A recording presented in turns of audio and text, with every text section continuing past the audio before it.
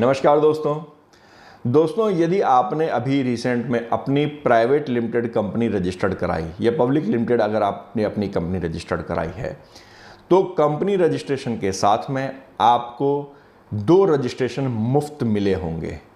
जी हाँ, मैं मुफ्त इसलिए बोल रहा हूँ क्योंकि वो आपको जैसे ही आप अपनी कंपनी रजिस्टर्ड कराते हैं तो 2 रजिस्ट्रेशन और आपके हो जाते हैं। वह रजिस्ट्रेशन है आपका ईएसआई का और पीएफ का रजिस्ट्रेशन। अब दोस्तों ईएसआई और पीएफ का रजिस्ट्रेशन आपका ऑटोमेटिकली हो जाता है जब भी हम अपना कंपनी रजिस्ट्रेशन का फॉर्म फाइल करते हैं। तो एक क्वेश्चन अक्सर हमारे क्लाइंटों का आता है कि जी पीएफ ईएसआई का रजिस्ट्रेशन हो गया, इसका मतलब यह हुआ कि मुझे पीएफ और ईएसआई तुरंत पे करना होगा, उसकी भी कंप्लायंसेज को करना होगा।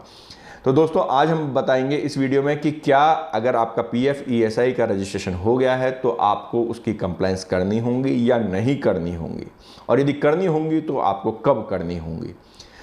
इस बारे में जानने से पहले आपसे रिक्वेस्ट, हमारे चैनल को लाइक, शेयर और सब्सक्राइब कीजिए। दोस्तों हमने अभी अपना नया बिजनेस शुरू किया, एक नई प्राइवेट लिमिटेड कंपनी बना ली।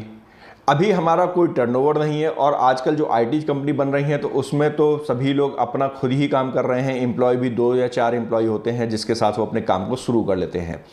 अब पीएफ ईएसआई में रजिस्ट्रेशन उनका हो गया है। पीएफ ईएसआई क्या अब उनके केस में, एम्प्लॉय के केस में उन्हें काटनी होगी। यदि एम्प्लॉय नहीं रख रखा, अगर मैं सेल्फ ही अपना कुछ काम कर रहा हूँ, अपना कोई सॉफ्टवेयर डेवलप कर रहा हूँ, तो फिर क्या होगा। तो दोस्तों एक चीज़ आपको बिल्कुल ध्यान देनी होगी कि पीएफ और ईएसआई का रजिस्ट्रेशन तो मैंडेटरी हो गया है, लेकिन इसकी कंप्लायंस अभी मैंडेटरी नहीं है। इसका मतलब इसकी कंप्लायंस आपको तभी करनी होगी जब आप इसके अंदर एक्चुअली फॉल करेंगे।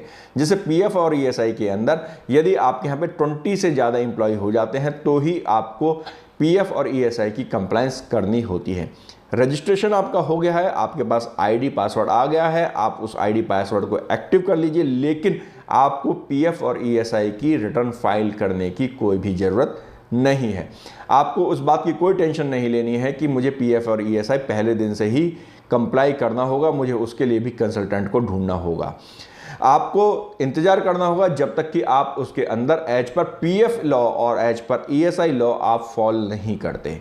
तो आई थिंक दोस्तों आपको क्लियर हो गया होगा कि पीएफ और ईएसआई का रजिस्ट्रेशन चाहे आपका हो गया है, लेकिन फिर भी आप उसकी कंप्लायंस तब तक नहीं करेंगे जब तक कि लीगली पीएफ एक्ट और ईएसआई एक्ट के अकॉर्डिंग आपके 20 से ज़्यादा एम्प्लॉय नहीं हो जाते।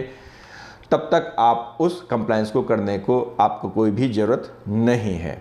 दोस्तों आपको यह जानकारी कैसी लगी हमें कमेंट जरूर कीजिएगा। धन्यवाद।